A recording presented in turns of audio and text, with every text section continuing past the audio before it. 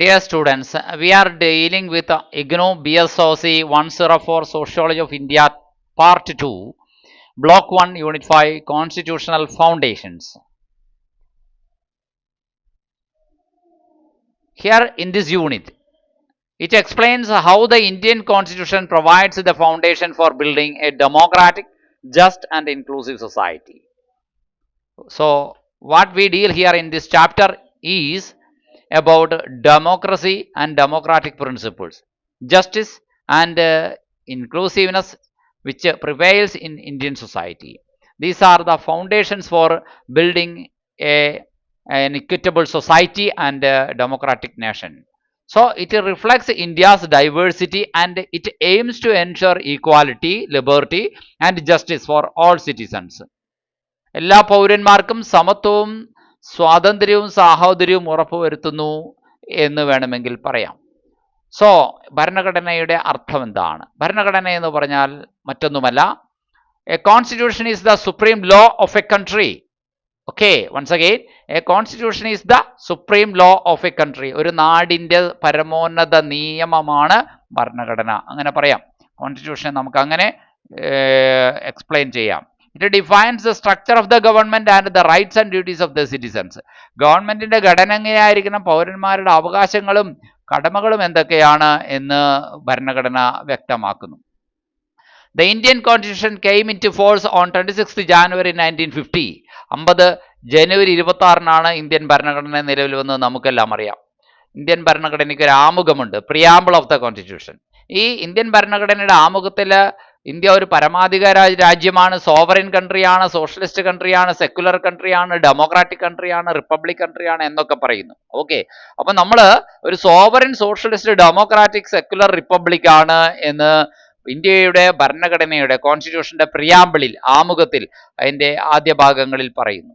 So preamble വളരെ പ്രധാനപ്പെട്ടതാണ്. Indian ഭരണഘടനയുടെ കോൺസ്റ്റിറ്റ്യൂഷന്റെ പ്രിയാമ്പിൾ നമുക്ക് നൽകുന്ന കാര്യങ്ങൾ സാമൂഹ്യവും സാമ്പത്തികവും രാഷ്ട്രീയപരവുമായിട്ടുള്ള നീതി, justice, social justice, economic justice, political justice.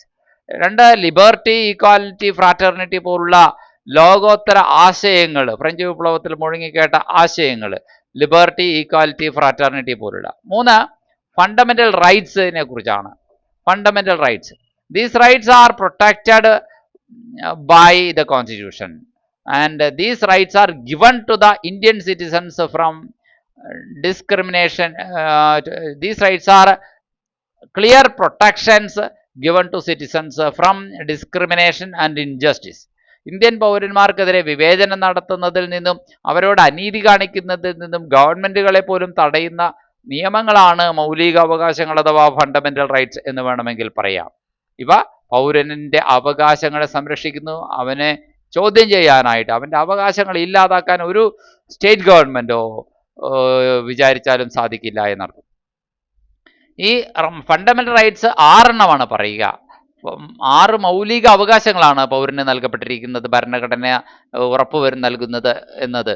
അതിലൊന്ന് സമത്വമാണ്, റൈറ്റ് ടു ഈക്വാലിറ്റിയാണ്. 2 സ്വാതന്ത്ര്യമാണ്, റൈറ്റ് ടു ഫ്രീഡമാണ്. 3 ചൂഷണത്തിനെതിരെയുള്ള അവകാശമാണ്, റൈറ്റ് അഗേൻസ്റ്റ് എക്സ്പ്ലോയിറ്റേഷൻ ആണ്.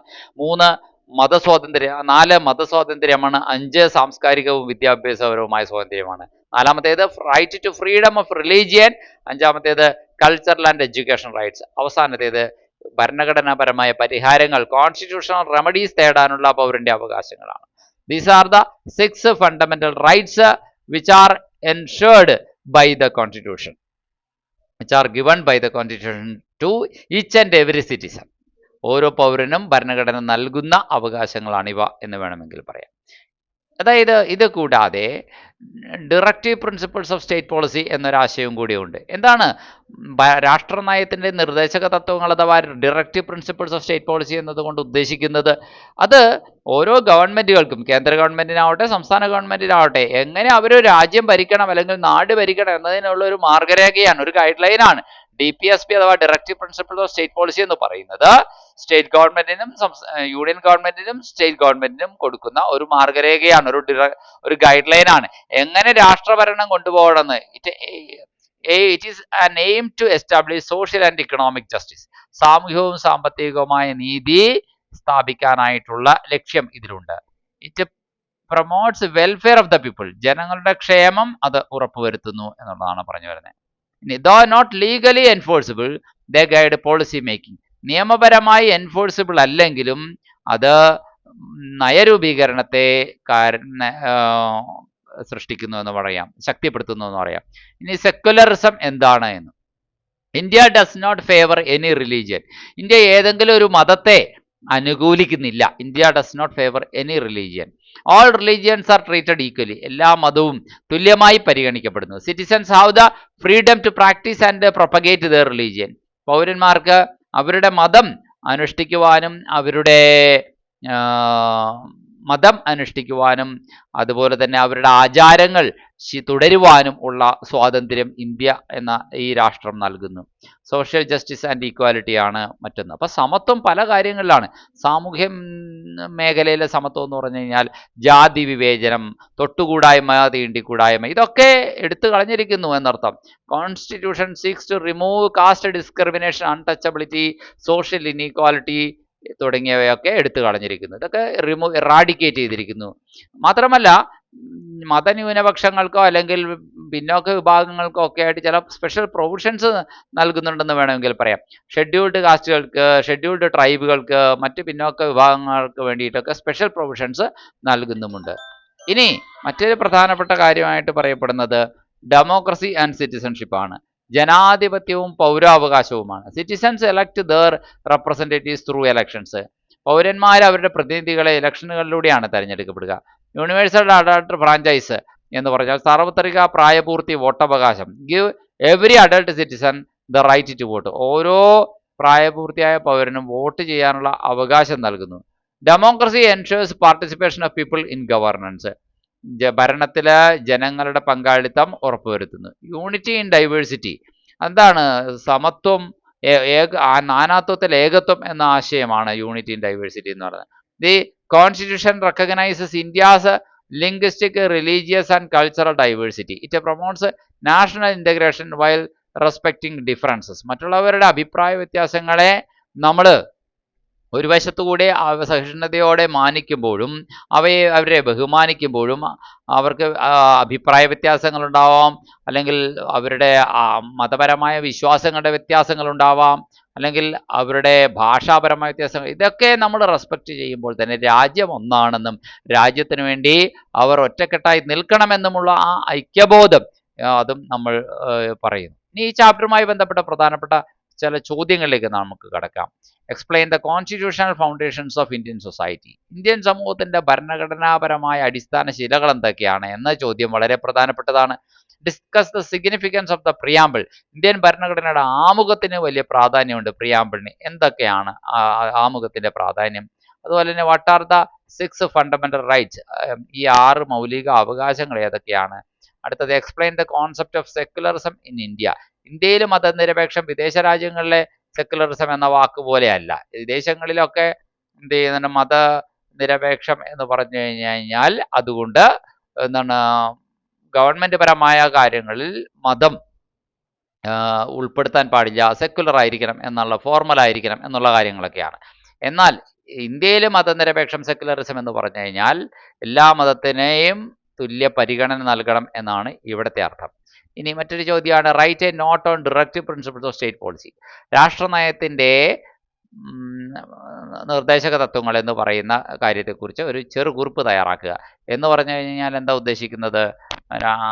അത് ജസ്റ്റിഷ്യബിൾ അല്ല അല്ലേ? അത് ക്ഷേമരാഷ്ട്രം, ഒരു വെൽഫെയർ സ്റ്റേറ്റ് ഉണ്ടാക്കണമെങ്കിൽ ഗവൺമെൻറ്റുകൾ, കേന്ദ്ര ഗവൺമെൻറ് ആണെങ്കിലും സംസ്ഥാന ഗവൺമെൻറ് ആണ്, പൗരന്മാർക്ക് ക്ഷേമം ഉണ്ടാക്കുന്ന നല്ല നല്ല കാര്യങ്ങൾ അങ്ങോട്ട് ചെയ്തു കൊടുക്കണം എന്ന് നിർദ്ദേശം പറയുന്നത് മാത്രമേ ഉള്ളൂ, അല്ലാതെ മറ്റൊന്നുമല്ല. അപ്പോൾ നമ്മൾ മെയിൻ പോയിന്റുകൾ നോക്കുക. കോൺസ്റ്റിറ്റ്യൂഷൻ എൻഫോഴ്സ് ചെയ്തത് 1950 ജനുവരി 26 ഭരണഘടനാ ശില്പി എന്ന് പറയുന്നത് BR അംബേദ്കർ ആണ്.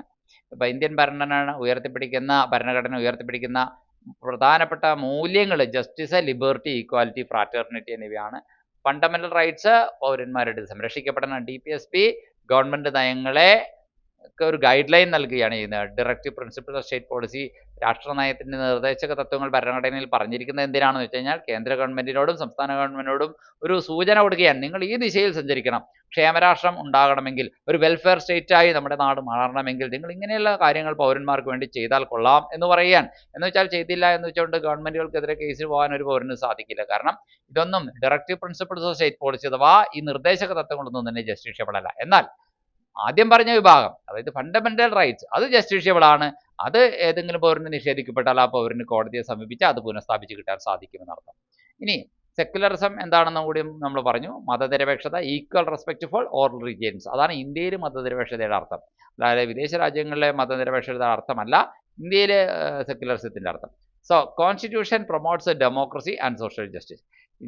ജനാധിപത്യവും സാമൂഹ്യനീതിയും ഇന്ത്യയിലെ ഭരണഘടന ഉറപ്പ് നൽകുന്നു, അല്ലെങ്കിൽ അതിനെ പ്രോത്സാഹിപ്പിക്കുന്നു എന്ന് വേണമെങ്കിൽ പറയാം. ഇത്രയും പോയിന്റ്സ് ആണ് മെയിനായിട്ട് നമ്മൾ ഈ ചാപ്റ്ററുമായി ബന്ധപ്പെട്ട് നമ്മൾ പഠിക്കുന്നത്.